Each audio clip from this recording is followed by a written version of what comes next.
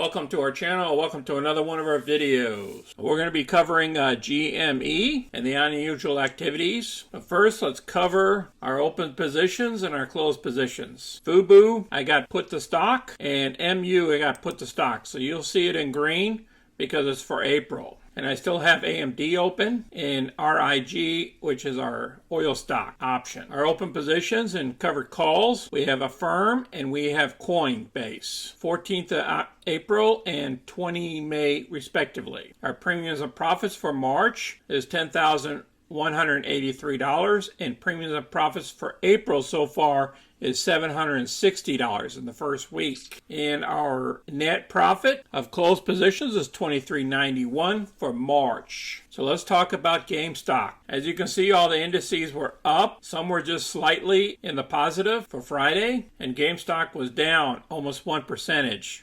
And then after hours went down another 1%. The volume was 13 million versus around 5 million shares, and the market cap is 12.6 billion. I just want to note everybody that this is a speculative stock, and I currently have no position in the stock at this time. The short interest is currently at 19.61% in the stock. It was an increase from 11.7 million shares to 12.3 million shares as of 3/15. I'll place this down below so you can review it. And this is the action behind GameStop split. They're talking about a split in GameStop brings a hint of meme mania to Friday's trading. They're stating that the game retailer jumped as much as 14% in New York before erasing gains. Their plan is to increase the number of Class A shares to 1 billion from 300 million. So they're talking about a 3-for-1 split. Now let's look at the other side of the coin. Now, will GameStop regret this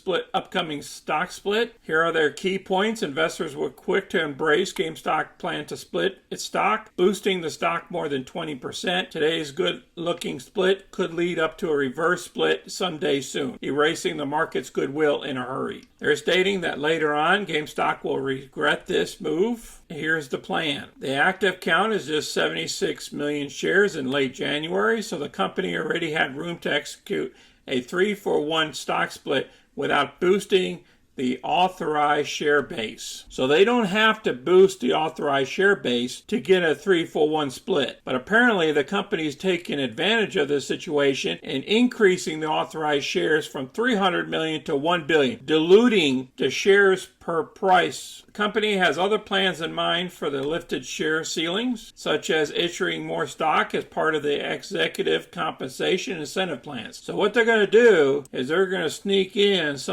dumping some shares so they can increase the CEO's compensation and incentive plans for the employees and stuff. So that's what's part of this move as well. Now they're asking, is this a bad idea? Well, as you guys know, we're not trading based off of price per earnings in the stock. If we were, we'd be about a $10 company. This is a meme stock, so therefore it's pushed up by the retail investor. Just keep that in mind. They're talking about the past companies where they went from $20, $30 a share down to $5, even $10 a share later on after the splits. So here's a hypothetical here. Let's imagine that GameStop splits its stock by ratio, let's say 5-for-1, and then the market gets back to its senses.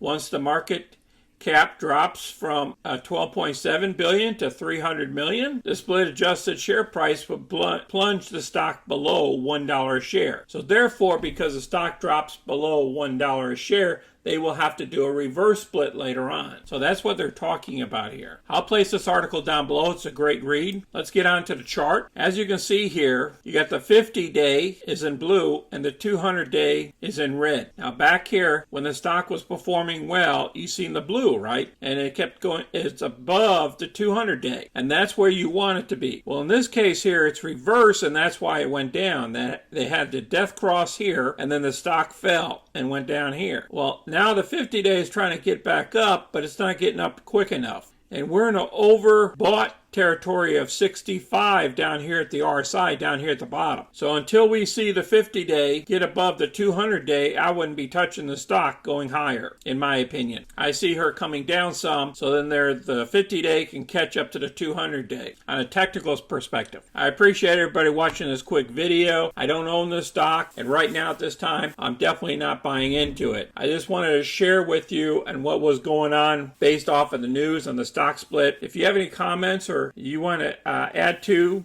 GameStop information, go ahead and place it down below as well. But this is a very speculative stock, and it's always been. You guys take care out there and be safe out there. Until next time, this is Sonny. I'm out.